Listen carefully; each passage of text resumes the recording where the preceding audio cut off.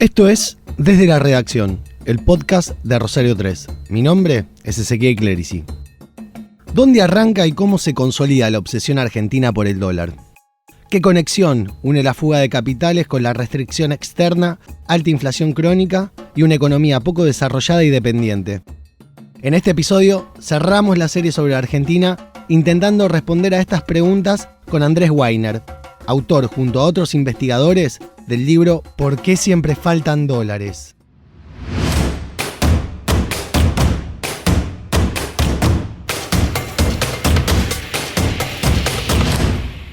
La primera pregunta que me surge viene acompañada de una reflexión que le escuché hace muy poco a Hernán Casiari, en donde él decía que los argentinos tenemos una relación prácticamente patológica con el dólar. Cualquier persona, por más que tenga $4 debajo del cenicero, está todo el tiempo pensando su economía en dólares. Así que el día que eso no exista más, no vamos a saber qué hacer.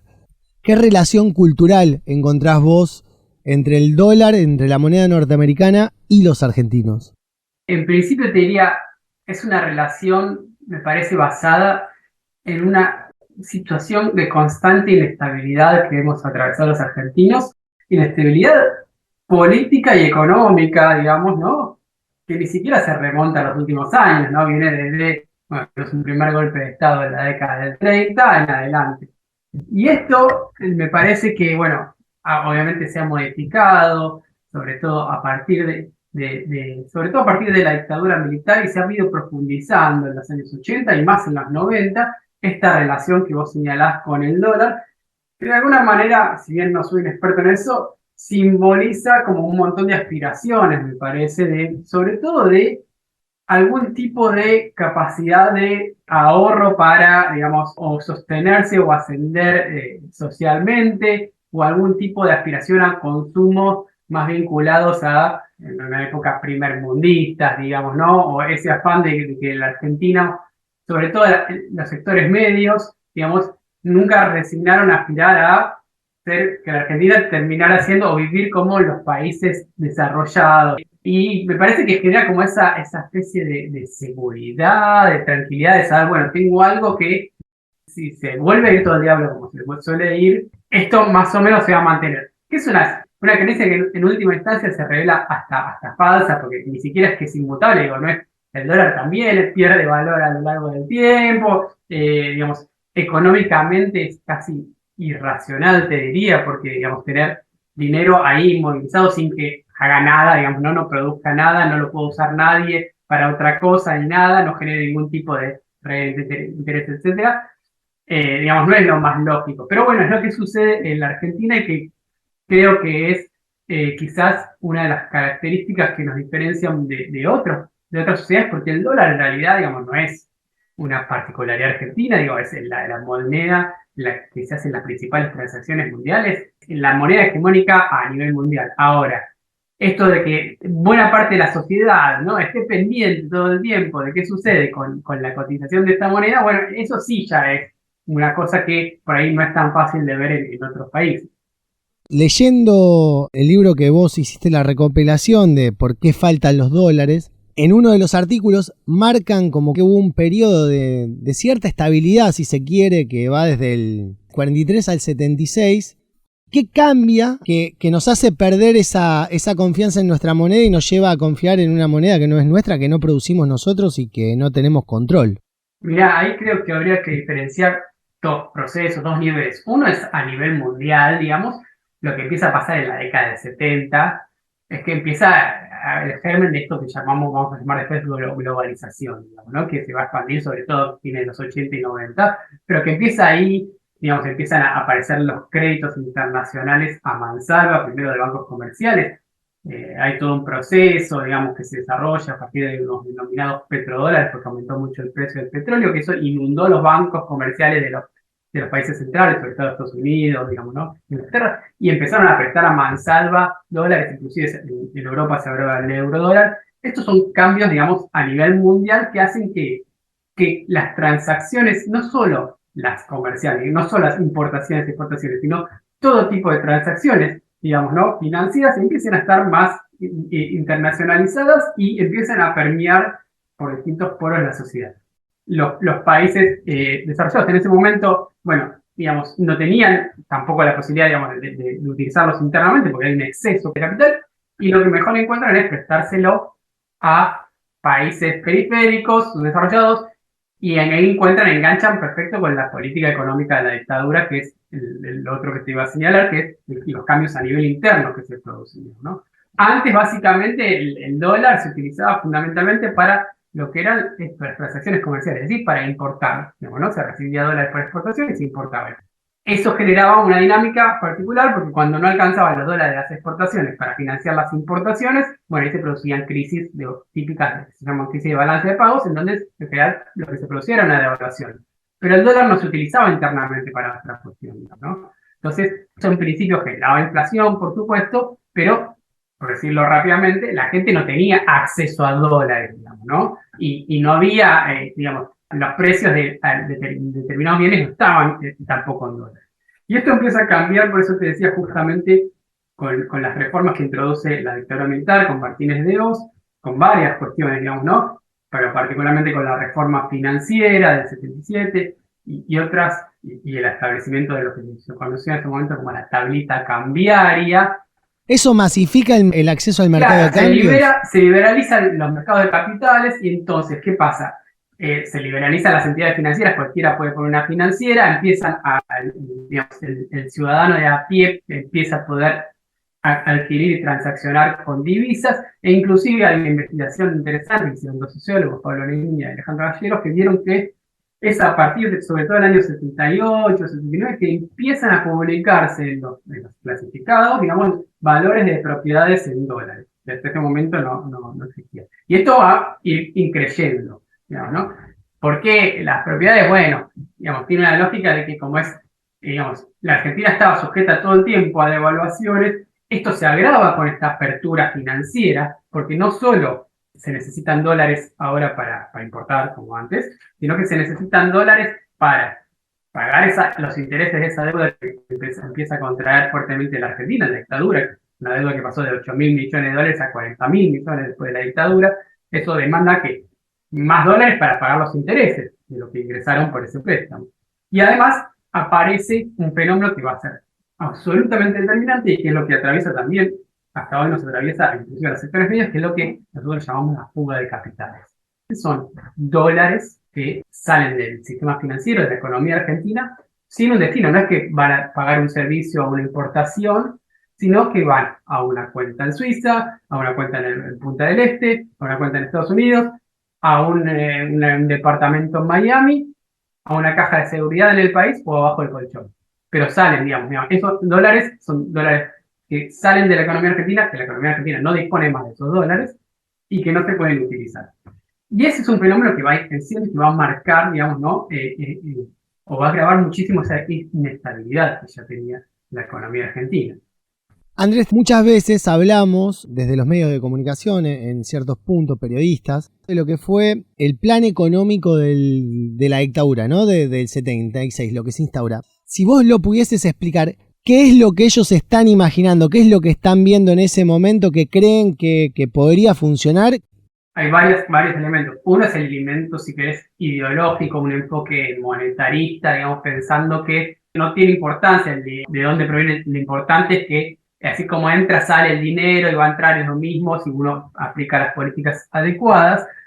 Pero efectivamente lo que se instaura a partir de las políticas económicas de Martínez de Hoz es una especie de valorización financiera en la cual, claro, esta deuda sirvió para qué. Lo explico muy sencillo, digamos, para que se entienda. Pero con la liberalización financiera lo que sucede es que aumentan mucho las tasas de interés en la Argentina, pasan a ser reales, pasan a ser positivas, eran negativas inclusive antes, y esto genera un atractivo para aquellos que pueden endeudarse en el exterior, que son en general eran los grandes grupos económicos, digamos, ¿no? Aquellos que tenían acceso a un crédito en un banco en el exterior, tomaban un crédito, una tasa de interés mucho más baja, porque era muy baja en ese momento en el exterior, digamos, después va a aumentar en el año 79-80, que en ese momento era la colocan en el sector financiero argentino a una tasa de interés mucho mayor, mucho más alta, Y eso genera una... ¿El carry trade? Claro, es lo que hoy se llama el carry trade. En ese momento se llamaba la bicicleta financiera. ¿Y qué? Claro, ellos entran con dólares, compran pesos, entran en el sistema bancario nuestro, hacen esa bicicleta, compran dólares y salen. Exactamente. Lo que pasa es que el problema es que esos dólares que salen son más de los que, o sea, finalmente son más de los que entran, porque pagan pagan el capital de la deuda más los intereses. Y en el medio ellos hicieron una diferencia sin producir absolutamente nada. Esto fue un modus operandi de buena parte de los grupos económicos locales, y ahí yo creo que hay que diferenciar dos niveles de análisis, digamos, en los objetivos de la dictadura de Martínez López. Uno podría ser los objetivos declarados, ¿no? de ese programa económico, que eran supuestamente generar un mercado de capitales, hacer más eficiente la economía, abrirla para que los productos argentinos mejoren su producción y puedan competir con los productos importados, y que entre el crédito, y que desde el punto de vista fue un fracaso absoluto. La dictadura termina con una crisis económica. Bueno.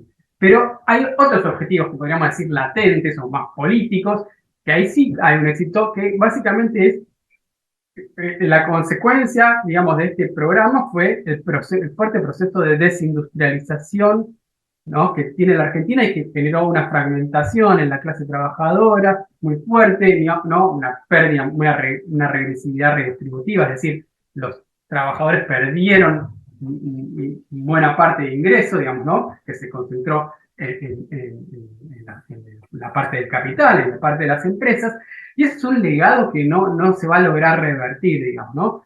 Y en ese sentido, digamos, ¿no? Esa estructura industrial más integrada que generaba no solo producciones, digamos, producción local, sino también, obviamente, sindicatos fortalecidos, digamos, ¿no? Una movilización. Y bueno, eso no solo se logró desarticular con la represión, también se logró desarticular con este programa económico que transformó esa estructura social más integrada, digamos, ¿no? Con mejor distribución del ingreso, con un fuerte peso del trabajo asalariado industrial, a una, digamos, las consecuencias que todavía vemos hoy, ¿no? De una economía mucho más, con trabajo más independiente, contrapropismo, más desocupación, etc.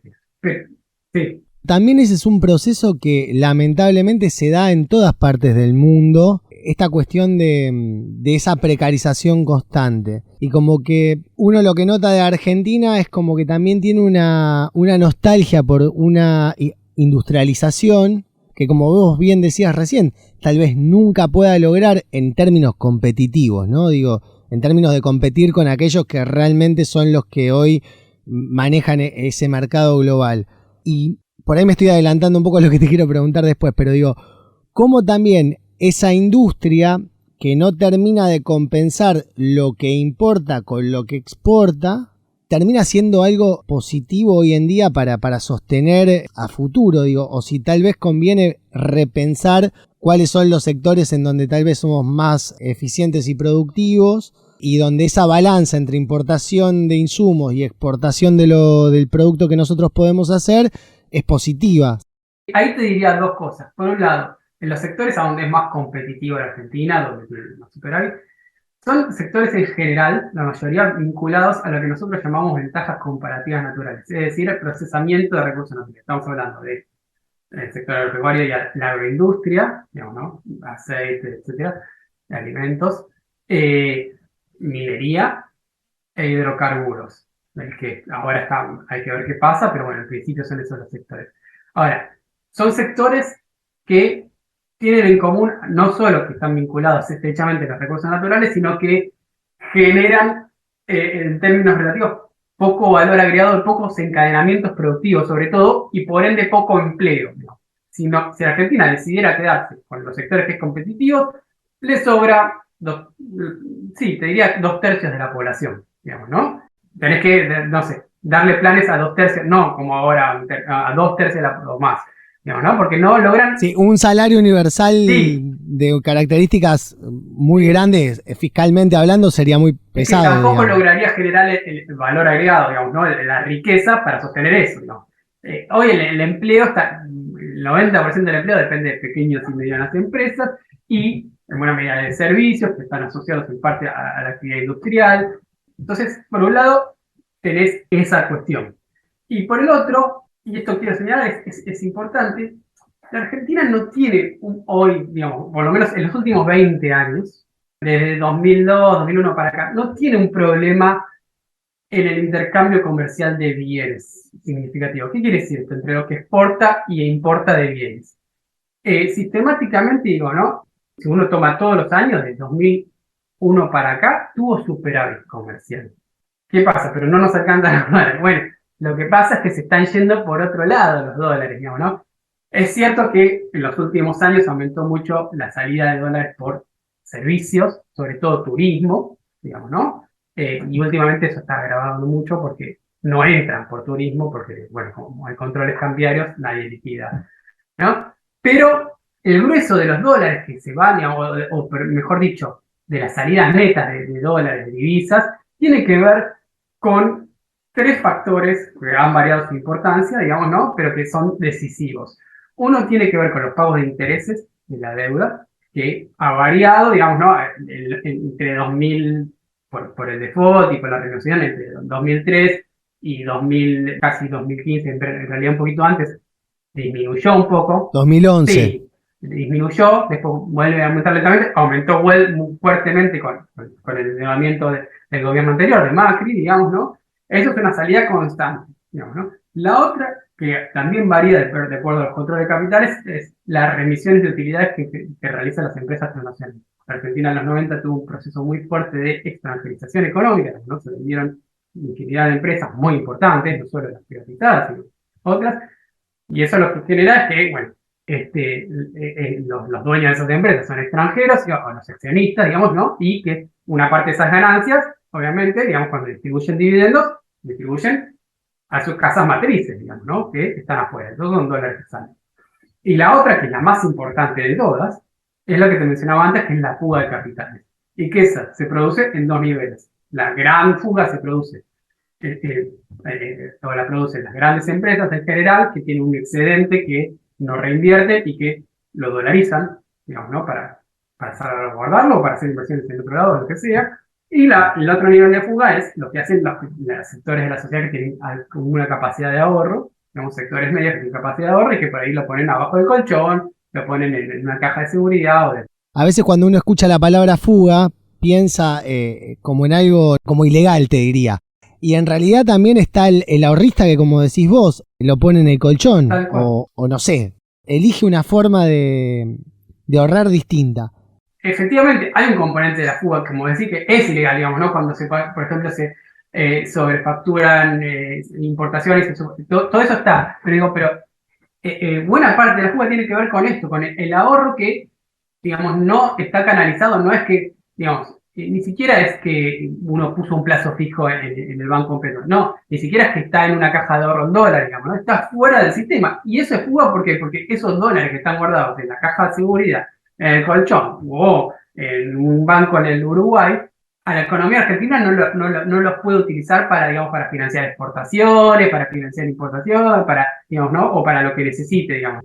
No lo vemos en la cuenta del BCRA, digamos, Claro, aparece, que serían nuestras reservas. Claro, aparece, el INDEC lo mide, se llama posición de inversión internacional, calcula más o menos cuántos activos tienen los argentinos en el exterior, que supera largamente, digamos, por ejemplo, la deuda externa del país. Digamos. Es alrededor de 400.000 millones de dólares, Se estima, ¿no? digamos, Sí, ¿no? sí. Se estima más o menos, sí, sí, sí. Las estimaciones del INDEC son un poquito más bajas, pero hay cálculos, digamos, no registrados que llegan a esos valores más o menos, efectivamente. Andrés, ¿y por qué se da esta particularidad en Argentina y no se da en otros países? Perú, por ponerte un ejemplo, de lo mismo de Uruguay. Digo, en general, tal vez pongo de acá cercanos, pero te lo generalizo en el sentido de decir, no pasa esa locura de querer ahorrar en dólares, de querer comprar o de tener que comprar, mejor dicho, nuestra primer vivienda o la vivienda de toda nuestra vida en dólares, de ir a comprar un auto y que ya en el mismo concesionario te digan que si se lo pagas en dólares sale tanto. Obviamente no hay una sola explicación, hay un proceso histórico de degradación, si te querés, de la moneda local, digamos, ¿no? Que se ha ido crisis hiperinflacionaria, digamos, ¿no? Pero la Argentina, a ver, tiene cierta particularidades, sobre todo en el sentido de que todavía tiene sectores medios, digamos, ¿no? Relativamente importantes comparados, digo, por ejemplo, con el resto de América Latina o con parte de América Latina, y tiene todavía una capacidad de generar un excedente, digamos, ¿no? Es decir, ¿qué quiere decir un excedente? Quiere decir, digamos, que tiene capacidad de generar riqueza, digamos, ¿no? Que en algunos casos, en algunas sociedades son mayormente reinvertidas y en nuestro caso eso se ha ido achicando, esa capacidad de reinvertir. Porque tenemos una economía que se ha ido simplificando, podríamos decir, por lo que señalamos, primarizando, digamos, ¿no? Entonces, cada vez las posibilidades de, entre comillas, hacer negocios nuevos, interesantes, se han ido achicando porque queda circunscrito a los sectores estrella, digamos, los sectores que tienen mayores rentabilidades, que están asociados en general a estas producciones primarias o de procesamiento que señalábamos. Y hay un componente central que es que la Argentina, digamos, ¿no? Por su producción agropecuaria, que es muy competitiva y demás, históricamente ha generado una renta agropecuaria, digamos, ¿no? La particularidad que tiene la renta, por ejemplo, es que percibe el dueño de la tierra, los dueños de la tierra no están obligados como quizás otra, no sé, una empresa industrial, a reinvertir una parte para competir o poder agrandar el negocio y poder sostenerse en el mercado y competir. Los dueños de la tierra no tienen esa necesidad porque no son ellos, puede ser que ellos sean productores también, pero reciben una renta no como productores, sino como dueños de la tierra. Entonces, esa renta no la tienen que reinvertir en nada, porque simplemente reciben una renta por alquilar su campo. Y buena parte de esa renta parece paradójico, pero hoy lo estamos viendo hoy en día con últimas medidas que se han tomado. Buena parte de esa renta termina en fuga de capitales también, digo, ¿no? Es excedente que genera la economía argentina, que se dolariza o termina en inversiones inmobiliarias en el exterior, digo, ¿no? Pero ahí no hay un déficit tal vez de los sucesivos gobiernos de no ofrecer métodos de inversión o formas de inversión o de fomentarlas al sector privado para que ese dinero no necesariamente lo primero en lo que piense es voy a comprar dólares para sacarlos del sistema. Sí, a ver, tiene que ver por eso que te decía, con esta crónica inestabilidad que hemos tenido, digamos, ¿no? Que tenemos cada vez crisis, lo que nosotros llamamos restricción externa, que es cuando la economía crece hasta un punto, se choca ¡paf! Con la falta de dólares y eso produce en general una devaluación y eso produce, bueno, inflación, digamos, todo lo que sabemos. Todo el mundo, bueno, en general sabe que cuando viene un periodo de crecimiento, en algún momento se va a acabar, va a venir la devaluación, digamos, ¿no? Y que la manera de conservar o tratar de conservar, digamos, ¿no? El poder adquisitivo de ese ahorro, de esa renta o lo que sea, es dolarizándolo.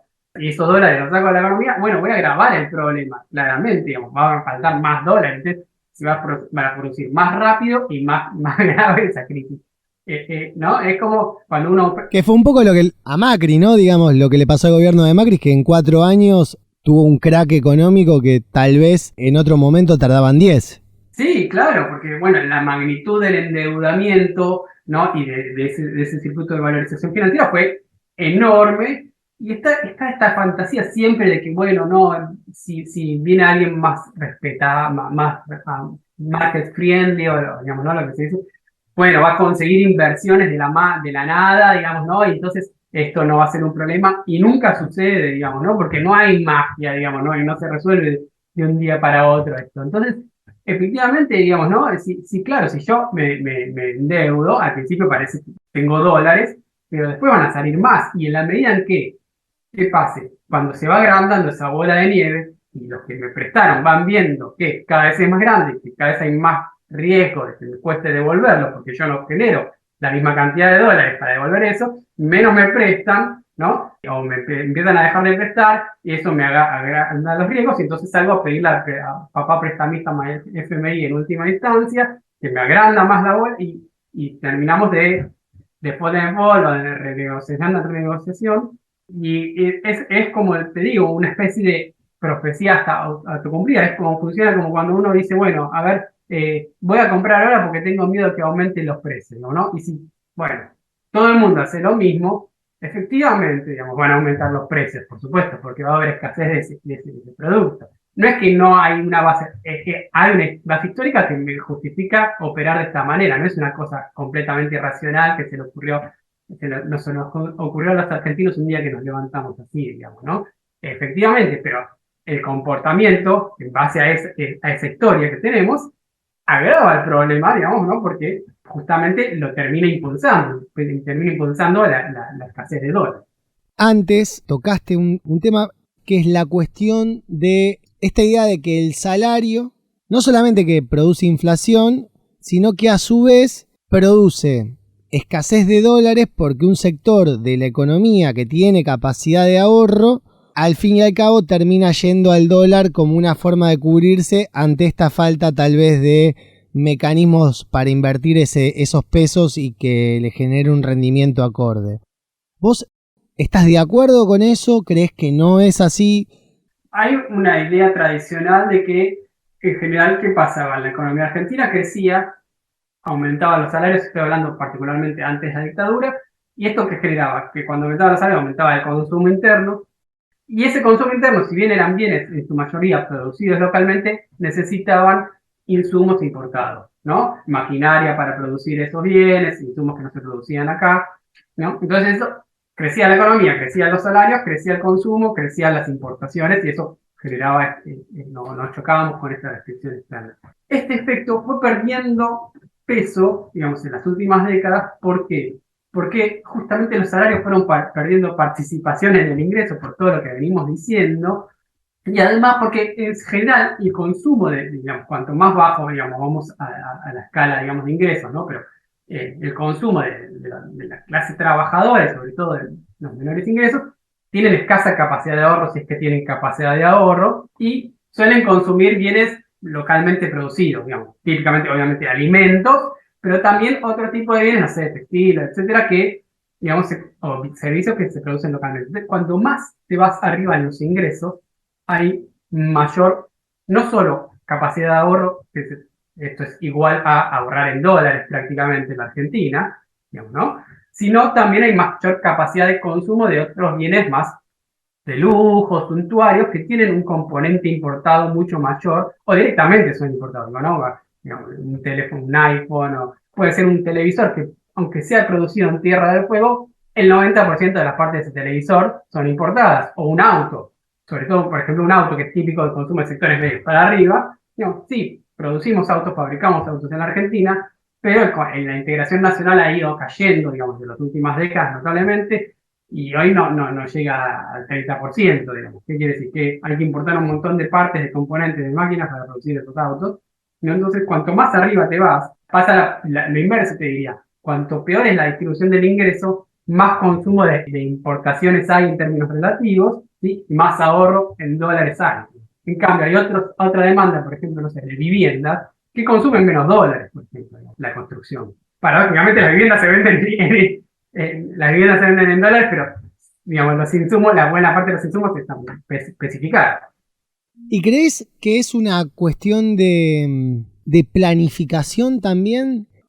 El problema es que cuando, en general, digamos, ¿no? Los gobiernos suelen darse cuenta que tienen este problema de que les están faltando los dólares, es como tarde. ¿Por qué? Porque ahí quedan de alguna manera a merced de quién, de aquellos que proveen de dólares a la economía argentina, que es lo que estamos viendo en los últimos meses, años, digo, ¿no? Se terminan tomando medidas necesarias, las medidas reclamadas por ejemplo, los exportadores, porque se necesitan esos dólares imperiosamente. Entonces, ahí hay un sector que es el que tiene los dólares o genera los dólares, digamos, ¿no? Que tiene nosotros decimos, una capacidad de veto muy importante sobre las políticas, porque tienen el control de algo que es esencial para la Argentina. Pueden ser los agroexportadores, en otro momento podrían ser los fondos de inversión extranjeros, por ejemplo, digo, ¿no? Lo mismo, digamos, eran los que tenían capacidad de proveer de dólares a la Argentina, o el FMI, o, si vamos atrás, en los grandes bancos comerciales norteamericanos, por ejemplo, ¿no? Pero y el problema es que el grado mayor, o quizás, de poder planificar más políticas, digamos, más a largo plazo en este sentido, en general han sido desaprovechados, que es cuando teníamos un colchón de dólares, digamos, que no estaba tan urgido, que teníamos más espalda como para poder planificar. Ahora, también es cierto, digo, y en esto marco, que hay ha habido limitaciones, si se quiere, políticas, digo, ¿no? Cuando esto quedó muy marcado muy claramente con el conflicto por la resolución 125, la famosa de las retenciones móviles en 2008. Ahí, aquellos proveedores de dólares, en ese momento a nadie le prestaba a la Argentina todavía, ¿no? Los proveedores de dólares eran los agroexportadores, dijeron, bueno, esto no, digo, ¿no? Hasta acá, esto no, y bueno, y ahí el Estado ya, digamos, y la capacidad de decisión y manejo ya se vio recortada, y bueno, y a partir de ahí venimos como medio como tomando parches para ver si llegamos, ¿no? Al mes siguiente, básicamente. Es la situación de estar como casi todo el tiempo al borde de, digamos, ¿no? De la necesidad que te obliga a hacer concesiones a los sectores que pueden darte algún alivio, digamos, en ese sentido. Y la pregunta ahí sería tal vez, ¿qué necesitas para empezar a tomar las decisiones que te permitan ordenar ese nivel de fragilidad que vos tenés frente a quienes son los que producen los dólares? Porque la sensación que yo tengo en particular es que en algún momento es una cuestión de o acuerdo entre fuerzas políticas, que hoy es muy complejo por la polarización que hay entre los dos extremos del espectro político, o que alguien tenga que asumir la idea de decir, bueno, yo voy a hacer esto y voy a pagar un costo enorme, porque nadie se anima a tomar las decisiones para empezar a acomodar eso y que, no sé, tal vez en el mediano plazo de unos 10 años podamos tener una economía que sea un poco más parecida a la de nuestros vecinos, por lo menos en términos de la relación que nosotros tenemos con una moneda que nosotros no manejamos y que la usamos para comerciar. Sí, a ver, yo te diría, ahí es también una cuestión de temporalidad, ¿no? Y justamente lo que duran los gobiernos, las elecciones y los procesos, digamos, ¿no? De cambio más. Porque en realidad, si uno lo ve, así como te lo estoy planteando yo, digamos, la salida, digamos, es de largo plazo, digamos, es un cambio estructural en donde la Argentina logre reinvertir o sea, se logren crear condiciones para que se reinvierta ese excedente que se va al dólar, por un lado, logre diversificar sus exportaciones, exportar, digamos, otros bienes que no tengan que ver exactamente o exclusivamente con los que señalamos, obviamente seguir exportando lo que exportamos, pero además diversificar, porque además estamos muy atados a la variación de los precios internacionales de los commodities, entonces si cae un poco el precio de la soja o lo que sea, nos vamos al tacho. Y eso requiere transformaciones estructurales de largo plazo, ¿no? Planificación industrial, crear nuevos actores, dar otro papel a empresas públicas y demás. Y después está la cuestión también, digamos, si quieren, más coyuntural, que es la que termina predominando, que es, tenemos estos problemas, se impone y una devaluación. Ahora la devaluación tiene un costo muy fuerte en términos, obviamente, sociales, digamos, en términos de ingresos, pero también electoral, digamos, difícilmente un gobierno que devalúe, digamos, ¿no? En un año electoral vaya a ganar las elecciones, digamos. ¿Por qué? Porque justamente el devaluar es bajar los salarios, básicamente, digamos, ¿no? Entonces, se trata de generar, cubrir, evitar que suceda eso. A veces no se logra, a veces no, digamos, ¿no? Porque las condiciones de hecho, esto le costó lo que pasó desde mediados de 2018 en adelante, sobre todo 2019, las devaluaciones, la fuga de capital y demás, le costó a Macri la reelección. Y entonces se posterga por ahí una decisión drástica, transitoria, pero que tampoco resuelve, digo, con una devaluación no se resuelve el problema, se resuelve, o sea, se resuelve entre comillas por un tiempito, a costa de la caída del salario, menor consumo interno, se demanda menos importaciones, además hay, ¿no? Y hasta el nuevo ciclo, hasta que suceda de nuevo. Ahora digo, para evitar que se vuelva a repetir eso, se necesitan planificaciones a más largo plazo. Y es difícil encontrar eso, digamos, ¿no? En un contexto en el cual, digamos, se está pensando ni siquiera en el año que viene, sino en la semana que viene o en el día que viene. ¿Crees, Andrés, que esos son como los primeros pasos tal vez que hay que dar para empezar a desdolarizar nuestra subjetividad? ¿Tiene que venir por ahí con una lógica más de acuerdos mínimos, considerás vos, o no? Lo que pasa es que no alcanza, digamos, solo con eso, porque es como, digamos, ¿no? Hay una frase triste que dijo en su momento el ministro de Economía de Alfonsín Pugliese: les hablé con el corazón y me respondieron con el bolsillo, dijo, ¿no? Efectivamente, digamos, digamos, si uno ve, digamos, o si se ofrecen, no sé, instrumentos de ahorro, que efectivamente se ve que se pueden sostener en el tiempo, que permiten mantener el poder adquisitivo, no digo ganar, digo mantener el poder adquisitivo, el peso, ¿no? Que no se cambian, que no se tocan, que no hay miedo de que, no sé, los bancos se queden con las ahorros y demás. Bueno, hay que empezar a generar esos instrumentos de ahorro para empezar, pero para desdolarizar la cabeza, efectivamente hay que mostrar algo, digamos, ¿no? Que cree un horizonte mínimo de estabilidad. Para cambiar las cabezas y las conciencias y esta relación que tenemos con el dólar, hay que empezar a cambiar las condiciones materiales, digamos, ¿no? Que llevaron ese comportamiento. Si no, va a ser muy difícil, porque nadie, obviamente, ningún empresario, mucho menos que quiere, digamos, ¿no? Quiere perder plata, pero nadie quiere tampoco perder, digamos, ¿no? El fruto de su trabajo. Entonces, hay que ofrecer alternativas y poder sostenerlas.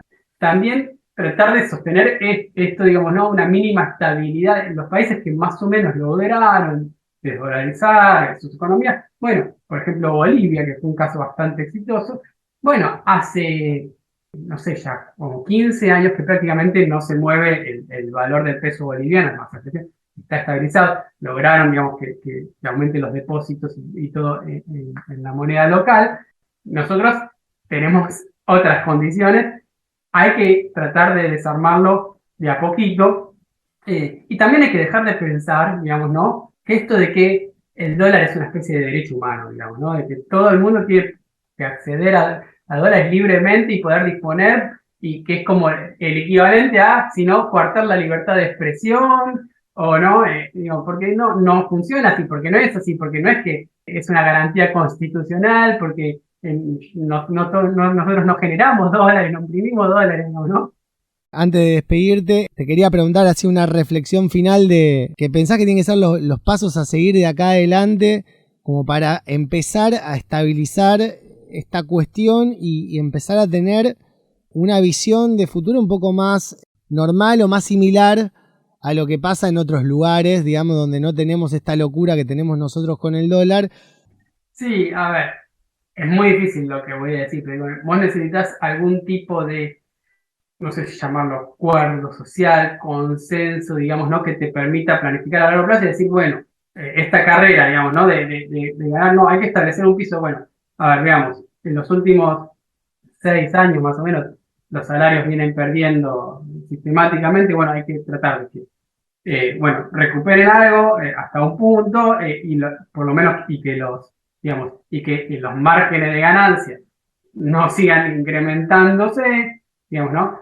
Y tratar de alguna manera, de que esto vaya llevando, como te decía, también a generar confianza y que, bueno, si vos empezás a lograr disminuir la inflación, podés recuperar más, o tenés más chances de recuperar confianza en el peso, generar instrumentos porque la realidad es que se trata de generar instrumentos de que no pierdas con la inflación, pero una inflación tan alta es muy difícil y es una carrera que no se termina nunca, ¿no? Y como que primero la tenés que bajar un poco para recién después. Hasta te diría de recuperar salarios, porque cada cuánto puedes renegociar. No puedes renegociar paritarias cada 3 meses, cada 2 meses, o sea, si no estamos en el 88, 89, digamos, pasamos a cobrar los sueldos.